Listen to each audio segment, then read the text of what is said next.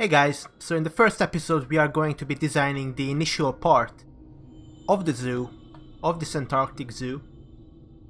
And as you can see, I've already started. I'm not sure what to call this. I'm just going to call it... I was going to make a video, like a build video about this. I might do this if you guys are interested, but you see this is like sort of like a circular exhibit with bridges, and you can put anything inside. You know, I chose Alpine because why not? You know, it's like mountainy. Personally, I'm going to be putting in some Markhors. Let me show you. So they're like goats, you know. Let me show you the male one actually, because I really like their horns. It's very unfortunate though. See, really cute. I like their models. They are really timely, you know. Sorry, not timely, timeless. Like these models were done like 15 years ago, and they look amazing even to this day. The only unfortunate thing is that the Markhor is very similar. Let's look at the Zoopedia.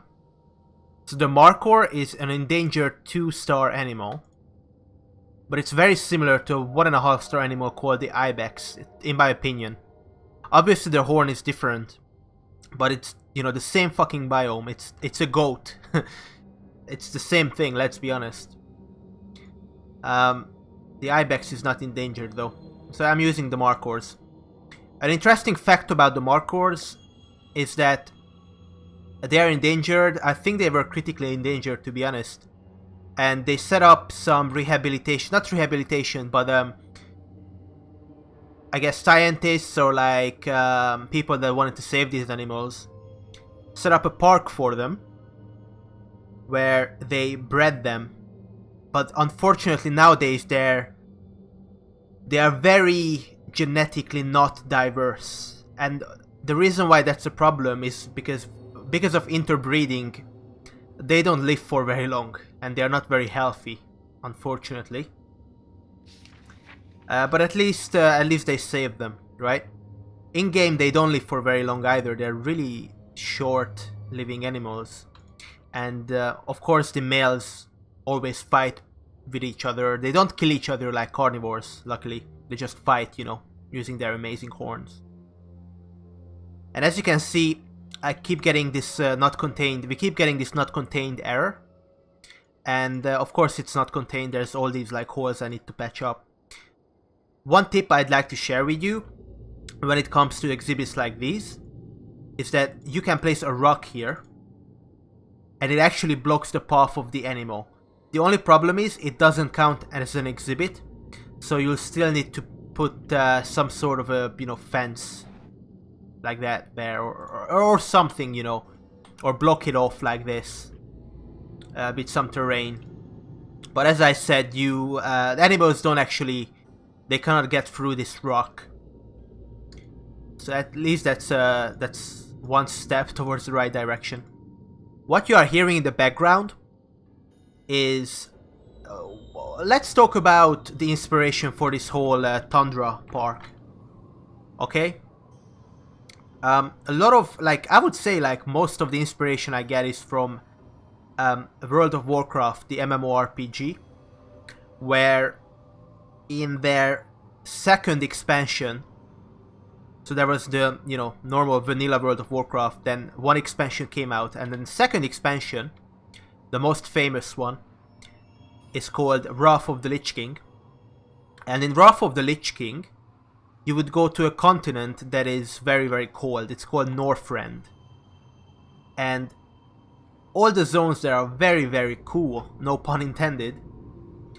But one of my favorite ones, not for leveling, but just like in design, is called Borean Tundra. The music we are listening to right now is from Borean Tundra. Let me show you. This guy called Everness, or there's another person called Warcraft Musicable or something like that on YouTube.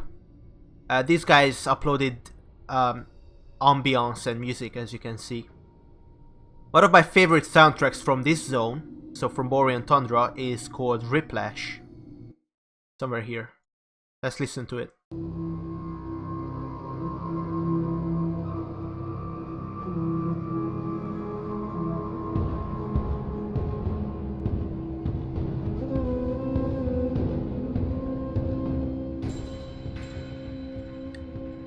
very, very tribal. You know, very mysterious and foggy, and that's exactly where this music is from. It's there's a place in Borean Tundra where there's like, if you've ever seen Pirates of the Caribbean, there are all these Vikings and they are like cursed or something, you know, they are like part Viking, part like sea animals and like seaweed, so this like they are cursed, you know, and you can only see them in the fog.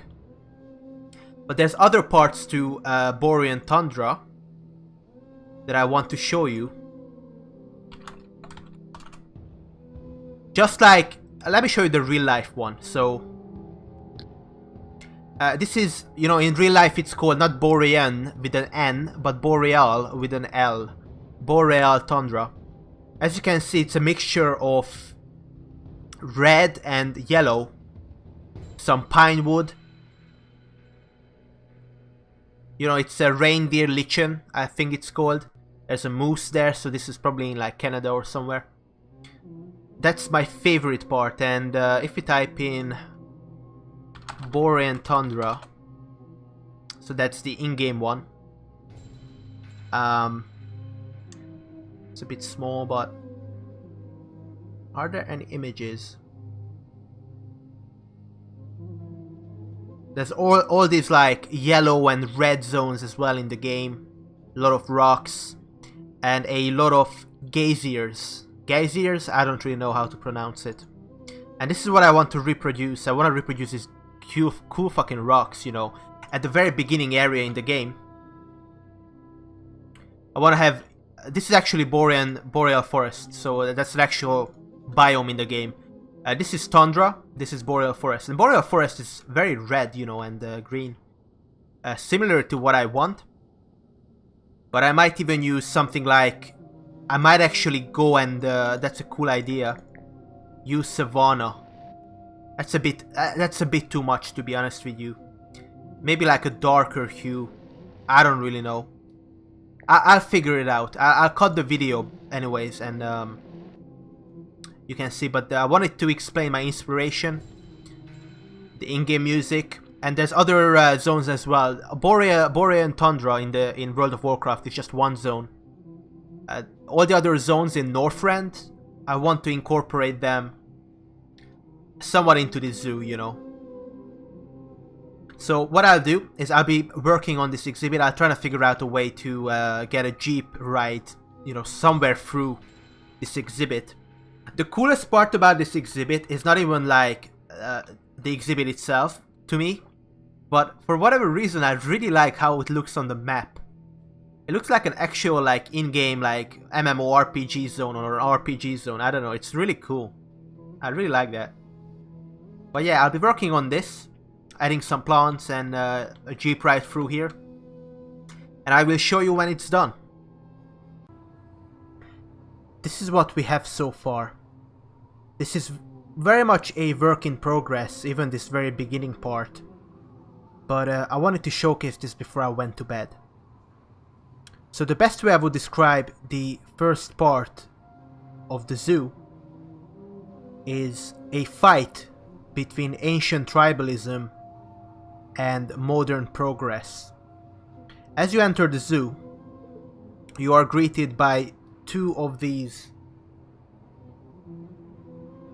flames, I'm not really sure what to call them, and a totem pole. There's actually a lot of these around the whole this like first part of the zoo. And even though it's really wild, really ancient, you can even see there's all sorts of boreal trees and alpine trees. On the left side we have, you know, red flowers, and on the right side we have so the red ones are boreal flowers, and the right side is blue. That's more alpine, offset by these brown flowers. But anyways, we have a lot of trees and a lot of nature, but it's a black concrete path, which signifies, you know, modern progress. And I keep getting error messages with unable to reach food throw. Just ignore that, it's a lie. Ignore that if you ever have that. And you can see that it's like very, you know, like carved out benches, but then again it's a modern map. It's new technology.